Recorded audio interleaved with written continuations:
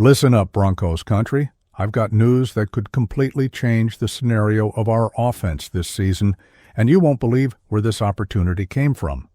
But before I tell you everything, let me ask you a question. Do you trust the Broncos front office to make the right decision when a chance like this appears?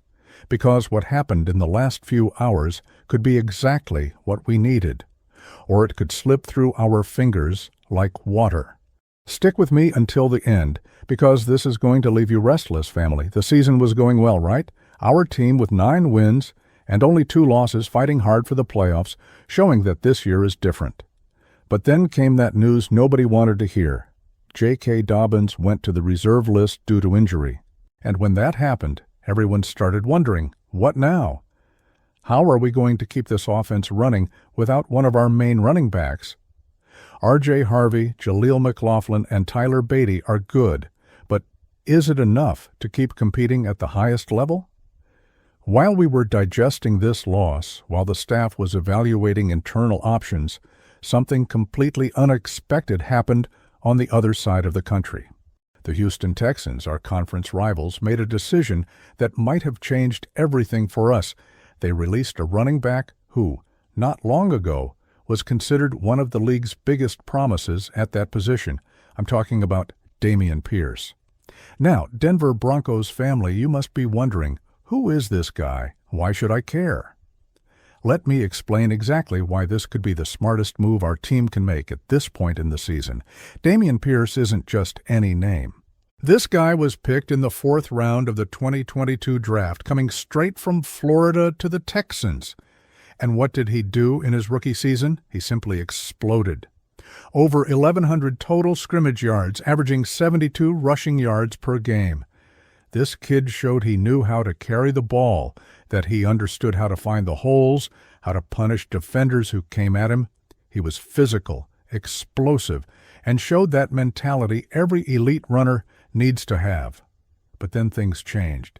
New coaching staff arrived in Houston, new ideas, new scheme, and Pierce just couldn't fit in. Production dropped, opportunities diminished, and now he's available on the waiver wire. And here's the big detail. Broncos country. When a player goes to the waiver wire, there's a claim order. Teams with worse records have priority. And where are we with our record of 9 wins and 2 losses? Right at the back of the line. This means all the other teams will have a chance to grab Pierce before us. And that's where it gets interesting, because we need to hope that these other teams don't see what we're seeing. We need to hope they don't realize the potential this player still has. Because if Pierce gets to us, if he lasts long enough in that claims queue, we might have found exactly what we needed. Think about it. Pierce is only 25 years old. He's still in the physical prime of a running back. He's already proven he can produce in this league. Last season alone, he broke off a 92-yard run. 92 yards. That kind of explosiveness, that kind of ability to make a big play at any moment is exactly what's missing in our backfield now without Dobbins. And there's another crucial detail here. Pierce isn't just a between-the-tackles runner. This guy can also contribute in the return game. Imagine adding that versatility to our special teams. Imagine having a guy who can change a game, not just on offense, but also when the other team kicks the ball to us. That's added value, family. That's the kind of piece that can make the difference in tight playoff games. Now, I know what you're thinking. If he was that good, why did Houston release him? That's the million-dollar question, isn't it? Nobody knows for sure what happened behind the scenes. It could have been the running scheme that didn't fit his style. It could have been some issue with Coach DeMeco Ryans and his staff. It could have been a combination of factors. But what matters to us isn't what happened in Houston. What matters is what he can do here in Denver. Tell me, Broncos country, do you think Pierce still has that fire he showed in his rookie season, or has he already lost his rhythm? The truth is that nobody who becomes available at this point in the season via waiver wire is going to completely revolutionize a team. We're not talking about adding an all-pro here, but we're talking about adding depth, proven talent, someone who knows what it takes to produce at this level. And when you look at the other options available in the market right now, when you look at who else could be added, Pierce is easily the most interesting option. Think about the context of our current backfield.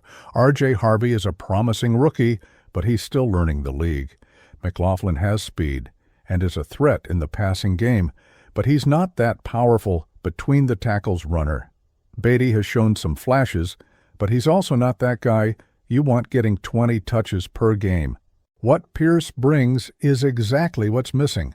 A power runner with size, who can fall forward, who can gain those tough yards on third and short. And look, we saw this against Kansas City in the last game. Harvey, McLaughlin, and Beatty did their job. We won't take credit away from them. But was it enough? Was it ideal? Can we maintain this level of production on the ground for the next games, including the playoffs? These are the questions the front office needs to be asking right now. The timing of all this couldn't be more perfect or more cruel, depending on how you look at it. Perfect, because a viable option emerges exactly when we need it. Cruel, because our position on the waiver wire makes it very difficult to get him. It's almost like the universe is testing us, saying, look, here's the solution you need, but you're going to have to get lucky to get it. And speaking of other teams that might be eyeing Pierce, let's be realistic here. Los Angeles has serious backfield problems. Kansas City, our direct division rivals, could also use reinforcement. These teams are ahead of us in the claim order. Are they going to make the move, or are they going to let Pierce pass? Here's what I think should happen, regardless of our position in line, regardless of the chances being small. The Broncos front office should make the claim, without thinking twice. Put Pierce's name on the list and hope for the best. Because what's the risk? None. If we get him, we gain a running back with real upside. If we don't get him, we continue with what we have. But at least we tried. If you're real Broncos country, subscribe to the channel now so you don't miss any play of this historic season we're building. Now, let's talk about what Pierce could specifically mean for our offensive scheme. Sean Payton is known for being creative with his running backs, for using multiple styles and creating favorable matchups. Having a runner like Pierce in the arsenal would give Payton more options, more flexibility to attack different types of defenses. Against defenses that stack the box, you can use McLaughlin's speed on the perimeter. Against defenses that play light, you send Pierce right up the middle and let him punish the linebackers. It's about having different tools for different problems. And the more tools you have, the harder it becomes for the opposing defense to prepare. And there's the psychological factor, too. When you lose an important player to injury, it can create a scarcity mentality in the locker room. Guys start thinking, what now? How are we going to compensate? But when you add someone, when you show you're being proactive in finding solutions, it energizes the group. It shows the organization is committed to winning, that it's not simply accepting what happened and hoping for the best. Pierce coming here would also create healthy competition in the running back room. Harvey, McLaughlin, and Beatty would know they need to elevate their level. Nobody could relax. Nobody could settle. And in November, heading into December and the playoffs, you want exactly that kind of environment. You want guys fighting for every snap, for every opportunity. Let's also talk about the financial issue, because it matters. Pierce is in the last year of his rookie contract. He'll be playing for a new contract, whether with the Broncos or any other team that gets him. This means you're getting a guy with maximum motivation. He needs to show he's still that 2022 player. He needs to prove Houston made a mistake. That kind of hunger, that kind of determination is contagious.